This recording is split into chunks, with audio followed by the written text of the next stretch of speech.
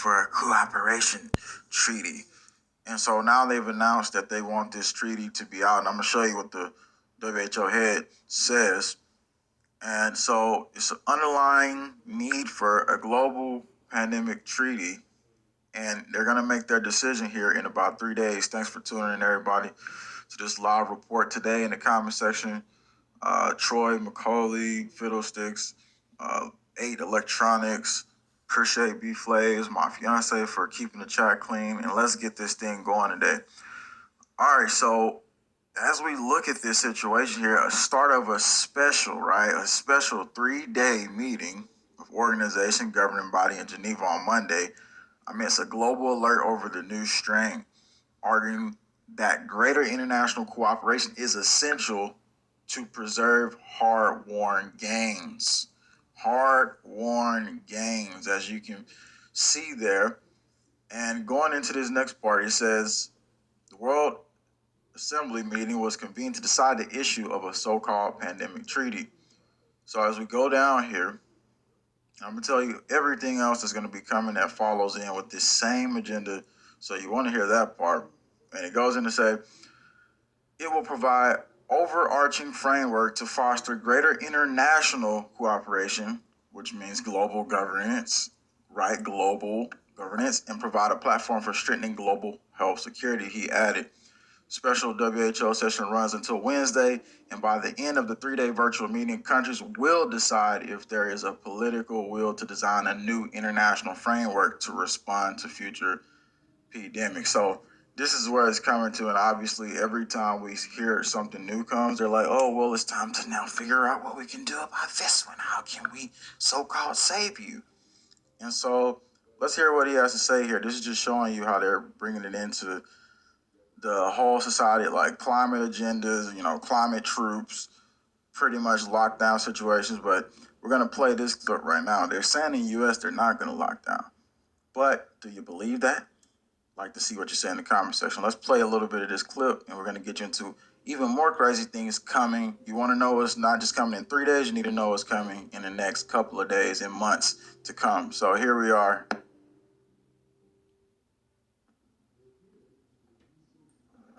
The time has come for countries to agree on a common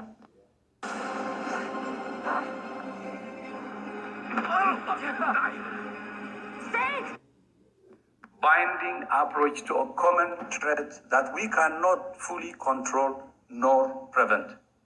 A threat that comes from our relationship with nature itself. There he is saying a threat that comes from nature itself. We need to unify and cooperate. It's like, call up the global new world order. We got some work to do. Pretty much, man. Just all in your face. And as that's happening, that's going to be what's coming in the next 3 days. They're going to make plans globally to change daily life, as you've already seen it changing. So in these next couple of days, we need to be manifesting better realities and trying to make better things happen for ourselves, and remember that our own taking care of ourselves is important. Now, PLA, which is China, moved 300,000 troops from non-combat units to frontline roles. And most of them were around the age, they say, of 20 or something like that, because they wanted them to be able to get through climate wars and stuff like that, what they're talking about with India. We also had an army deployment, the largest since World War II, for the National Guard, which they're going to be going to Africa. As you can see, every detailed aspect of everything is aligning up. And it was the Virginia National Guard, which they're going to be going to pretty much. This marks the Battalion 4 federal active duty mobilization since September 11, 2001. So all these moves is big, right? And it's the largest single unit Virginia National Guard mobilization since World War II. They're going to be going to Africa for, for defense purposes. All right, so, and then if you look at this crazy report, it says deploy 1 million robots on India's border for responding to threats, AI experts are saying. So they're asking for 1 million robots to be deployed. And Australia literally just got some bulletproof swarming robots that they're going to have. And Israel has put in robots on their border. So again, there's going to be some crazy warfare happening as things continue to deteriorate as nations continue to go. Actually, they say they're going to war, but at the same time, they're going to be into this climate agenda. Remember, U.S. and China military are going to do that, but it's going to be a break off that's going to happen in the United States. It's not just going to be all tyranny. It's going to be duality, both sides. Not everybody's going to go along to get along, just like you and me are not going along to get along. And I already told y'all about the big drop that's coming this winter with some new carbon-based nanotechnology that pretty much just reduce ice accretion. And that's going to be another part of the big agenda that's coming. But do you want to know what the world is going to look like coming, not just next year, because they're going to roll out humanoid robots next year, but do you want to know what the world is going to look like towards 2023? Do you want to know what shopping malls are going to look like? Do you want to know what airports are going to look like? Do you want to know? Well, as we can see here, these companies are coming out now. One in Philadelphia, one in New York is saying that they'll pay you to give your face to a robot. And so here's one of them. It says, Philadelphia-based robot manufacturer is willing to offer up to 200,000 roughly, or 1.5 crore to anyone willing to give rights to their face forever to a company called Promo by a company.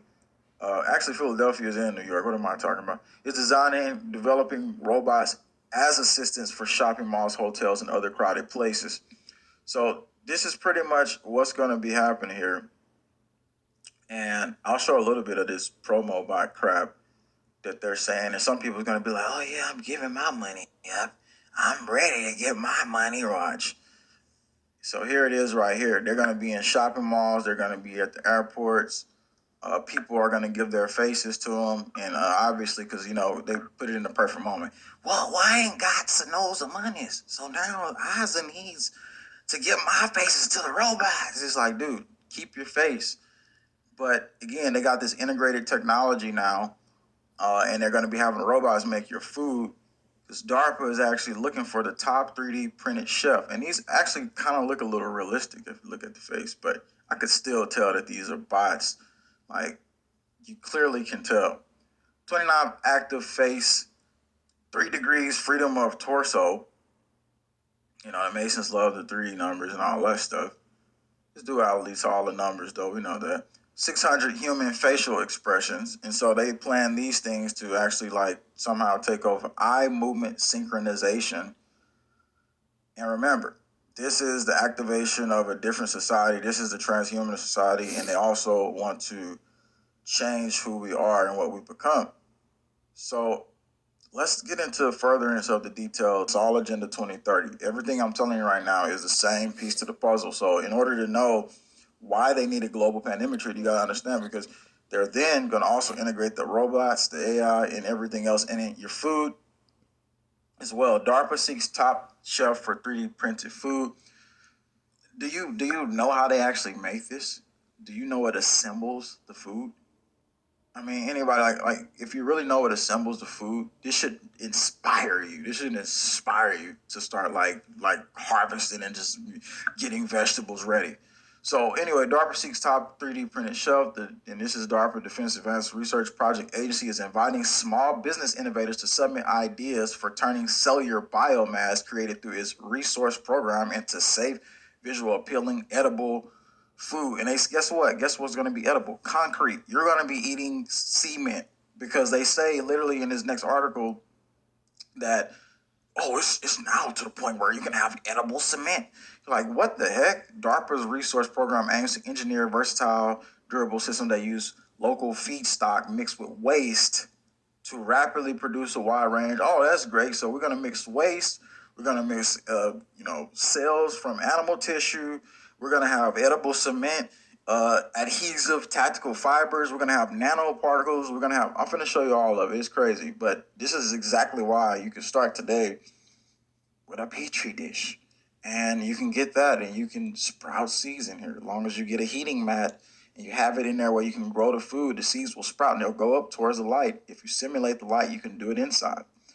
I have more information on that coming to Patreon. So again, just growing food, even hydroponically, is important. So it goes in to say edible macronutrient to lubricants, adhesives, and tactical fibers to support expeditionary units. And guess why they said they're going to need this? for humanitarian relief operations. Why would they need that? Because they say this is going to be when what?